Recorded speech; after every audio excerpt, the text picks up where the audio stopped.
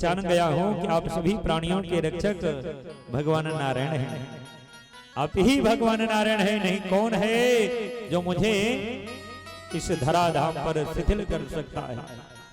और तत्क्षण महाराज आज सुखदेव मुनि कहते हैं कि हे राजन, हाथ जोड़ लिया और भगवान ने अपने रूप का दर्शन कराया है। और भगवान ने कहा कि हे जामवंत जी, मैं आपकी बल से अति प्रसन्न हूं। क्यों? एक बार राजा रामचंद्र जी ने कहा जामवंत जी को, रावण का जो युद्ध हो रहा था, सारे लोग युद्ध लड़ रहे परंतु आप नहीं लड़ रहे। बोले महाराज, बलवान के साथ में बलवान को लड़ना चाहिए। और लंका में रावण के साथ में कौन मेरे जैसा बलवान है जिससे हम युद्ध करें। आप जिन्हें आदेश दीजिए उन्हें, जैसे कोई मच्छर को मुट्ठी में लाता है वैसे मैं जितने बलवान है एक बार में भर करके ले आऊंगा, मुट्ठी में पकड़ करके। और आपने देखा होगा कि एक बार जामवंत जी ने रावण को मारा था एक चाठा से, और 7 दिन तक रावण बेहोश था। ऐसे बलवान है। और भगवान उनकी बाल, तो भगवान ने आज जामवंत जी ने भगवान रामचंद्र जी से कहा कि प्रभु मेरे समान आप ही बलवान हैं और एक ही सेना में हम दोनों हैं, तो कैसे आखिर युद्ध कर सकते हैं। तो भगवान ने कहा था कि एक बार आपका बल का था मैं लूंगा। आज 27 दिन तक निरंतर दिन रात युद्ध होता रहा और जामवंत जी थके नहीं। ऐसे बलवान है जामवंत जी। तो जामवंत जी को भगवान ने कहा मांगो, क्या मांगना चाहते हैं? तो बोले हे प्रभु, आप बस एक ही मेरी मनोकामना है, ये शरीर अभी तक जीवित है कि आंख नहीं मुंदी है कि प्रभु बस आप क्या करिए, मेरे रघुवेंद्र सरकार का दर्शन करा दीजिए, वही झांकी का दर्शन करा दीजिए, धनुष बाण वाले का। और भगवान ने जो ही आज राघवेंद्र सरकार का स्वरूप का दर्शन किया है, आंखों में आंसू भराए हैं, प्रेम आंसू आ गए और प्रार्थना करने लगे, ध्यान करने लगे। नीलांबुज श्यामल कोमलांगम सीता समारोपित वामभागम पांडव महासायक चारु चापम नमामि रामम रघुवंशनाथ। रामाय रामभद्राय रामचंद्राय मेधते रघुनाथाय नाथाय सीताय पतये नमः। उन धनुष बाण वालों का दर्शन हो गया। अब भगवान कृष्ण ने कहा, हे जामवंत जी, आप ही बताओ कि मेरे ऊपर कलंक लगा, उस कलंक को कैसे दूर हो, ये मणि तो चाहिए मुझे। जामवंत जी ने कहा कि हे प्रभु, आप तो धर्मात्मा हैं, धर्म के अनुसार चलने वाले हैं, मैं भी आपका शिष्य हूँ, मैं भी धर्म के अनुसार चलता हूँ। मैंने ये मणि किसको दे दिया है? अपनी पुत्री को। पुत्री को दिया हुआ क्या हो जाता है? दान हो जाता है। कन्या को दिया हुआ कन्यादान हो जाता है। और कन्या के धन पर और शरीर पर किसी का अधिकार होता है, तो किसका? केवल पति का। अभी ये कुंवारी है महाराज। यदि मणि आपको लेना है तो एक कार्य करना पड़ेगा, मैं मणि से लेकर के आपको नहीं दे सकता। क्यों? मैंने कन्या को दिया हुआ धन अब कैसे दान में लो?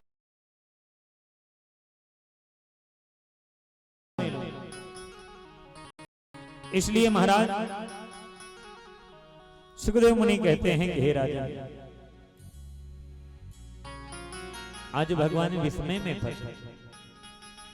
एक तरफ कलंक लगा हुआ है, उसको दूर करना है, एक तरफ धर्म से विच्छिन्न होकर के विवाह करना पड़ रहा है, क्योंकि सबसे ज्यादा धर्म पत्नियों में वो रुक्मिणी जी को प्रेम करते थे। लेकिन महाराज क्या करें, विपरीत अवस्था में मर्यादा को नहीं देखना चाहिए। और भगवान ने कहा कि ठीक है। और जामवंत जी ने कहा कि हे प्रभु, जिस तरह से सीता का विवाह आपने किया था क्यों? वो बड़ी ही बलवती थी। जिस धनुष को राजा महाराजा उठा नहीं पाते थे, सीता जी बाएं हाथ से उसको इधर से उधर उठा करके और झाड़ू लगा देते थे। इतनी बलवान थी मैया। आज वही बलवान जामवंत जी कहते हैं कि मेरी पुत्री भी है, मैं किसको वरण करूं? आपके समान और इसके लिए कौन हो सकता है? और भगवान को सौंप दिया है, और वो मणि भी सौंप दिया है। भगवान ले आए हैं मणि, और आज आए हैं तो महाराज रुक्मिणी ने भाव से स्वागत किया है। इस विपरीत अवस्था में ही भगवान ने विवाह किया है। और जब ये मणि पा करके और भगवान ने उस मणि को महाराज सत्राजीत को दिया है, तो सत्राजीत ने क्या किया? सत्राजीत डर गया। सत्राजीत डर गया कि कहीं ऐसा ना हो कि भगवान कुछ दिन बाद में चढ़ाई करके हमारा उद्धार कर देंगे। और मणि भगवान को चाहिए थी, सो मणि और अपनी पुत्री दोनों प्रदान कर दिया। महाराज अब लीजिए, एक मणि के कारण कितने विवाह हो गए? 2 और हो गए। और भगवान ने कहा भैया मणि हमें नहीं चाहिए, हम फिर से विवाह नहीं कर पाए। और मणि भगवान ने सत्राजीत को वापस कर दिया। अब सत्राजीत को वापस कर दिया तो महाराज आजकल कान भरने वाले बहुत हैं, ठीक ना? कनफुकुओं से बहुत दूर रहना चाहिए। कनफुकुआ तो ऐसे होते हैं कि महाराज घर कम जलता है लेकिन शरीर को हमेशा जलाते रहेंगे कनफुकुआ।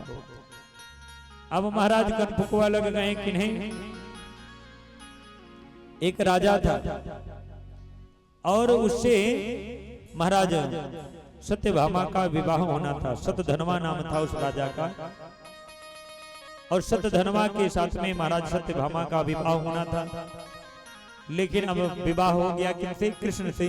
तो सतधनवा को महाराज अक्रूर जी और अन्य राजाओं ने कान फूंक दिया, अरे बताओ तुम्हारे पत्नी को आज बताओ कृष्ण ले गए और मणि भी ले गए, लेकिन मणि अभी तुम्हारे किसके पास में है?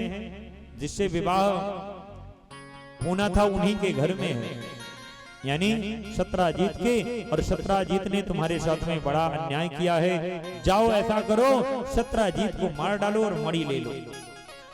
और महाराज ऐसा कह करके कान फूंक करके सारे लोग तो चले गए। अब वो अहंकारी राजा महाराज सतधनवा गया है और सोते हुए महाराज सत्राजीत को मार डाला। और मार डाला वह मणि ले लिया। अब मणि ले लिया तो महाराज इसकी अफवाह फिर से फैल गई, भगवान तक पहुंची। क्या पहुंची है कि भगवान ने उस मणि के कारण अपने ससुर मित्र को मार डाला है। अब महाराज सत्यभामा नाराज हो गई।